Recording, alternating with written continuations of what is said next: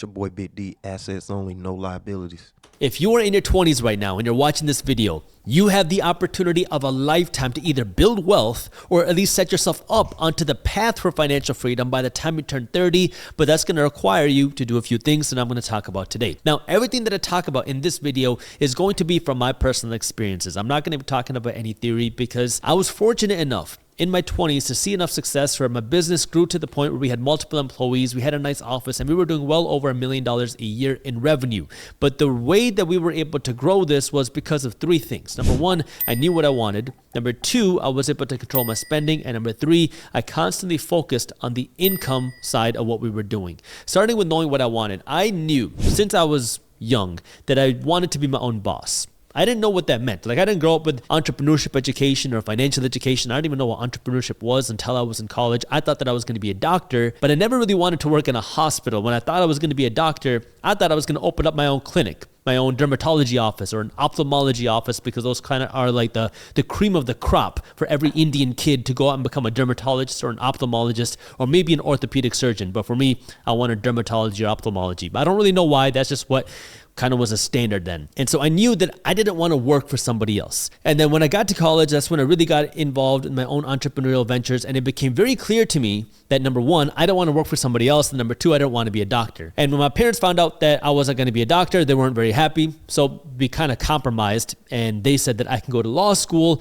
That way I can keep some pride in the family. So I went to law school knowing that I didn't want to work as an attorney, and I graduated law school and I never worked a day as an attorney, although I am a licensed attorney and I'm not your attorney. So I started my entrepreneurial kind of mindset early on because I knew I didn't want to work for somebody else. And through my 20s, that was my focus, that I wanted to build something that I could run, that I could create my way and didn't have to work for somebody else. Now, the interesting thing about this is when you have this idea of entrepreneurship that I'm not going to work for anybody else, I'm going to set my own hours, I'm going to do my own thing, it's not as glamorous as it always sounds, because you feel like, oh, I could just work on the beach, I can do whatever I want, I can travel whenever I want. But if you really want to build a business, it takes a lot of sacrifice. It takes a lot of hours and it takes a lot of work, but that's kind of besides the point for this video. Because if you're going to start a business, just understand that it's going to take a lot out of you. But I knew that I wanted to create something for myself and I was willing to take risks to do that. And one of those risks was when I was in law school, I knew that I wasn't getting the full value out of law school. Like, everyone that I knew in law school was taking all the extracurriculars, going and learning a lot of things with judges, meeting with the judges, going to the courtrooms and just practicing a lot of that traditional legal stuff. I wasn't doing that. And that was a risk for me because if I graduated law school, I wasn't going to be a very competent or experienced attorney. I knew that.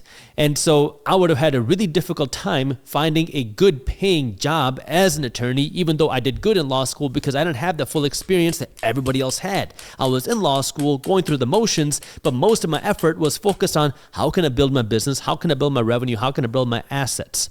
So that was the first thing, was I was willing to take a risk knowing what I wanted. But the second thing that really helped me out, which started not when I was 20, but a little bit later, towards the early 20s, was controlling my spending. Because I worked in the event planning space. That was my first real company. I had an event planning company, started off as a party promotion company. I was hosting parties when I was in college. And in that industry, this event industry, it is a very showy industry. You got to show off the certain look, especially if you're working with DJs or working with clubs. Like, you want to have the certain look. So it was all about what watch do you have on your wrist? What kind of belt are you wearing? What kind of car are you driving? What kind of clothes are you wearing? It was all about this showy stuff. And so a lot of my money, whenever I made it, was going directly into my car. I upgraded my Toyota, put in new rims on my car, put in subwoofers on my car, 2 12-inch subwoofers, upgraded my sound system, I put tints on my car, put HID lights on my car. I mean, I really made this car look nice, and I spent a lot of money on watches, because that was just cool, having these like Sound like he had some bread. blinged out, shiny little watches. Well, when I realized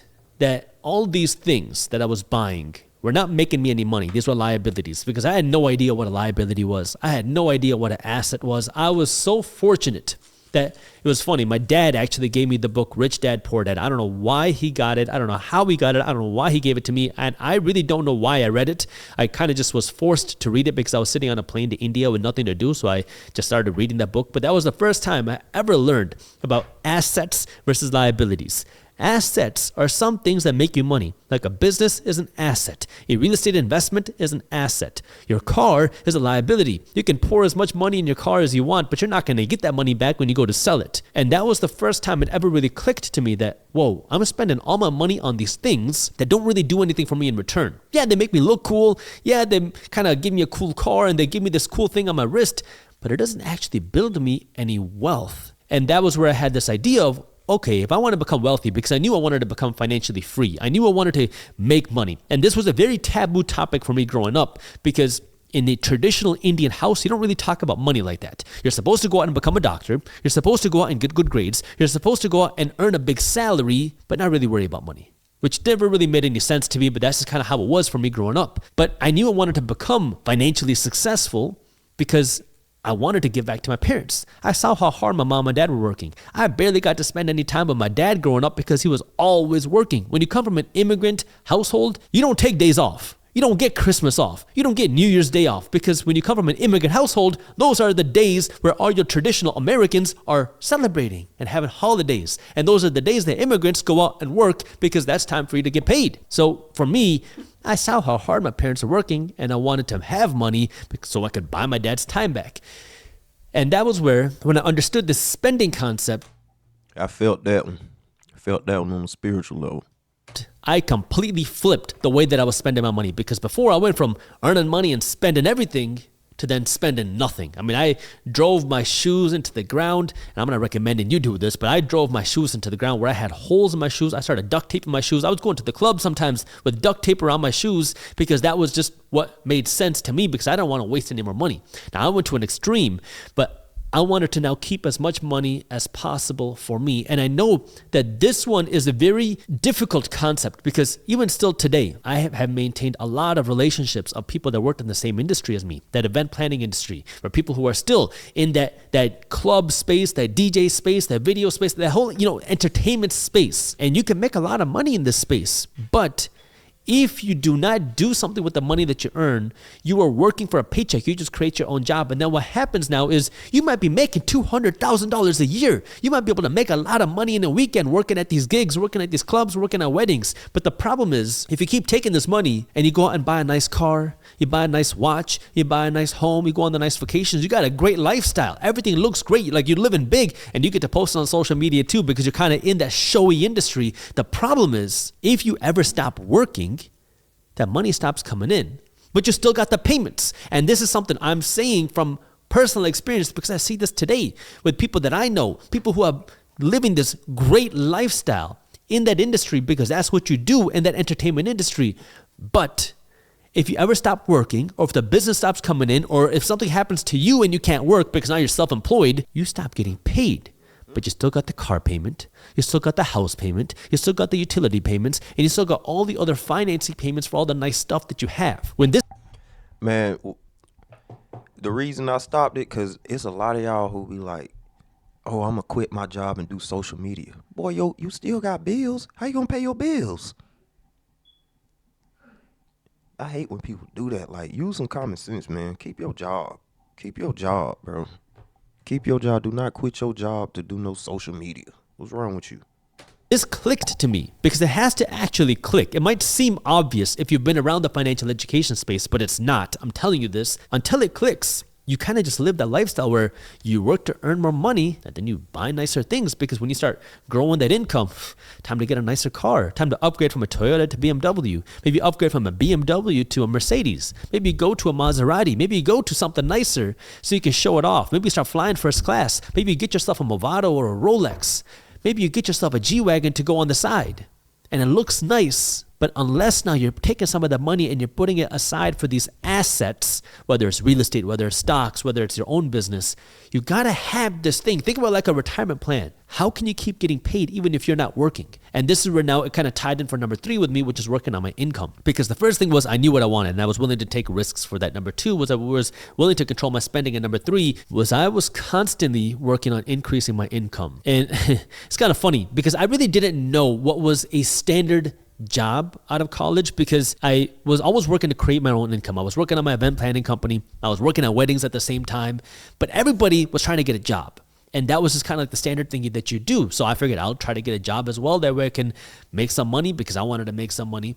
And I remember trying to apply for some of these internships. And these were like business internships. I didn't have any business degree. All I had was my entrepreneurial experience. And I remember looking at it like $14 an hour for a college degree. And again, this is a while ago, but I'm not sure how much of it has really changed in the last 10 years. And it just didn't make sense to me. I wanted something a little bit different. Now, of course, it's not how much money you make, it's what you do with the money you make. But I was constantly focused on what can I do to grow my income? Is it working to generate that 14 to 20 bucks an hour? Or is it spending that time doing something else? Can I do something on my own to create more than 20 bucks an hour? And I knew that when I was hosting these parties, I was able to make $2,000 in a weekend, $2,000 on a Friday night if I was hosting the party on a Friday, sometimes $600 on a Saturday if I was working on a wedding, sometimes an additional $400 on a Sunday if I did some other gig. And so when I started doing the math, I was saying, you know what, maybe I could do something different where I don't have to necessarily work 40 hours a week to make $14, $15, $16 an hour. Maybe I can do something a little bit different. And again, it goes back to focusing on the income. Now, I went through a long process of trying to figure out which is the right business for me. I left the event planning industry because I hated working with clubs. I hated working in the industry. I don't drink. I'm not even into partying. For me, that was just what was accessible because I started working at weddings. I'm going to just throw this in there too. I do not like clubbing. I do not like going out, being around you crazy ass people. It's just not me. It's just not. It's most of the time too when I go out to like the bar or something, my friends, they just stand there and they just look. They might do a little moving, but they paid money to be in there and look at people. I'm not with that. And I got to know a lot of the DJs, and that was the industry that I understood, but it wasn't interesting to me. It wasn't passionate for me. I couldn't get behind this event planning business because it seemed like a dirty industry to me. I did it for the money. And when I started getting the money, I realized I don't want to do this anymore. This is not the scene that I want to be involved in. This is not the industry that I want to be associated with. So that was when I tried a whole bunch of different things. I went into real estate. I got into e-commerce. I did a bunch of things before I started building Briefs Media, which is the company that I run now. And so it took me a lot of tries and iterations, again, because I didn't have your traditional guidance or mentor. I had to go out and figure this out myself. And so what I want to remind you is what worked for me was focusing on that income in the sense that, number one, keep learning on how I could grow the income. And that's why I keep making these videos. We got to learn this stuff first before we can make a move. That's exactly why I'm making these videos. And that meant starting with reading books. Then it was buying classes. Then it was hiring consultants and coaches. Books will cost you 10 to 25 bucks a book. Taking a class is going to cost you 200 bucks to $2,500. Hiring consultants and coaches is going to cost you $5,000 to $500,000. Now, you don't got to go out and start spending hundreds of thousands of dollars on coaches yet, but start by reading books. Better yet, now you can start by watching YouTube videos. There are a lot of ways to grow your income. And if you are not an entrepreneur, that's okay. You don't got to be. You can start by figuring out how you can increase the salary that you have at your job. Because if you can increase your salary by $10,000 a year, that's a $10,000 bonus. But now it's what do you do with that money? And so now you got to start focusing on the income because the income is what's going to allow you to have the money to grow your wealth. Pay attention to what he just said too. It's about what you do with your money. A lot of y'all be like, oh, I'm going to leave this job because this other job pay more. Homie, you ain't even managing your money right with this job. If you can't manage $100 right, how you gonna manage $1,000, $10,000, $100,000, $1 million? You just gonna keep blowing it. You gotta change your mindset, and you gotta know what to do with the money. You gotta know what to do with that money, man. Because the next thing was now, as I started making money, I focused on going back down to number two, controlling my spending. I had already gotten my spending under control. This is before I started making any real decent money. I had gotten my spending under control because I realized that when I was making a little bit of money and I was spending a little bit of money, I had no money left over for myself. And so this is where I worked to not spend money unless it was an asset. And that meant primarily real estate investments for me back then, because I got involved on my real estate investing journey back in 2011, back when real estate prices were at rock bottom after the 2008 crash. I'm in Michigan, and Michigan was hit especially hard by the 2008 crash. I didn't realize how fortunate I was to get started in real estate back then until now, because I was just unfamiliar. That to me, $10,000 homes, $15,000 homes, and $25,000 homes were the standard, because that was the only thing that I had ever seen. I was 19, 20, 21, 22 years old, looking at rental properties that were under $30,000 that were going to rent out for $1,000 a month, and to me that was normal because I hadn't seen anything else. I was naive, I was uneducated, but that's how you learn. Now, I was very fortunate, but this is where, again, controlling the spending is just as important as controlling the income, because now I see it today. There's a lot of people that I know that make a lot of money. By a lot of money, I mean at least $250,000 a year that have nothing to show for it, because they don't know how to control the spending. They're making the income, they're controlling the income, but they have a whole bunch of nice things, they have a whole bunch of liabilities, but if they ever stopped working, or if they couldn't work, or if the business stopped coming in, they'd be left with a whole lot of liabilities and a lot of question marks on how they're gonna make these payments. See, you gotta know what to do with your money. It don't matter if you're making a lot of money. If you don't know what to do with that money, you're gonna be broke. That's just what it is. That's where you got to understand how you can control the spending while controlling the income at the same time. Now, it doesn't matter how much money you're making, you can start by controlling the spending. That's why with everything that I talk about controlling your spending first, because this is in your control regardless of where you are. And once you start doing this, that's where you want to start focusing now on how do you control the income. Whether you're working a job or whether you're creating your own income, how can you control your income? How can you scale your income? For me, that was working to create my own income, because that was something that was interesting to me, something that I was passionate about, and something that I really wanted to do. And along the journey, it was me figuring out what is the best way for me to scale my income. Because in my mind, starting a business meant I create my own job. That was all that I had seen. I see DJs that they are entrepreneurs. You go out and you can make a lot of money per gig. You just create your own job, because now you have this thing where I created something and I am the business. Where I see doctors who own their own clinics. I am the business. I go to work, I make a lot of money as a doctor who owns my clinic, but I can't take a vacation, because if I take a vacation, now my business is closed. And this is what happens to a lot of people who get started on the entrepreneurial journey, is you don't really start and create a real business, you just create your own job. And when I started to learn that, that's when I had to figure out, how can I create a real business that can operate even if I'm not working in the business? If I go on a vacation for a week, can this business continue to generate revenue? What if I go on a vacation for 6 months? Can this business continue to generate revenue? And that's where understanding how you can build a business that can grow without you, where you can fire yourself and hire somebody else to run your job, that's how you can build a real scalable income. And that was then my focus. Now, this is like talking about the late 20s, but it's all about now, number one, controlling the spending, and then working to grow and scale the income. Controlling the income, controlling the spending. And when it comes to controlling the income, it starts by number one, for me, how can I create some income? Number two, how can I create income that does not rely on me? And then number three, how can I scale that income? And it all starts now with starting to learn, read books, then go out, take some classes, then go out and get some coaching, because that can help you grow and scale what you do. And this is where a lot of people ask, but Jaspreet, what business should I start? What's a good business idea? And this is one of the kind of silliest questions you can ask, because I have. I don't like that question either. How you gonna ask somebody, what kind of business should I start? Boy, I don't know what you like. I don't know what you into. You gonna have to figure that one out. Stop asking people what kind of business you should start, because that's just sound like you gambling. Absolutely no idea what you're interested in, what you're good at. Because what happens to most people when they're asking these types of questions is they're trying to figure out, should I sell on Amazon, FBA? Should I create this drop shipping website? Should I create YouTube videos? They're looking for some sort of blueprint on how to build a business. But when you're looking for a blueprint on how to build a business like this, you're never going to build a real business. If you want to build a real business, you got to figure out what, number one, is a problem that you can solve that also aligns with your life purpose. And if you can do those two things, that's going to give you the ability now to create a real business. If you're just going out and starting an Amazon FBA store, or you're going out and just doing some drop shipping, you got a side hustle, but it's not a real business.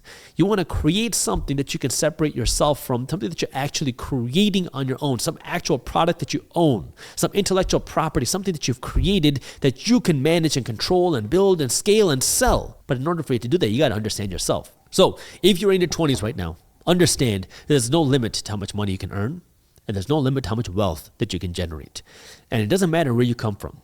It is possible to make your salary income, your annual salary in a month. And this was unbelievable for me to understand, because I remember when I was in my teens, thinking that I could make $100,000 a year was the epitome of income. You're telling me that I can make 6 figures in 1 year? I couldn't believe that. But when I started achieving it, I realized that, $100,000 a year really isn't as much as I thought it was going to be. It's not going to give me the lifestyle that I thought I was going to have. It's not going to allow me to fly in private jets. And then when I took that to then $100,000 a month, the same thing happened.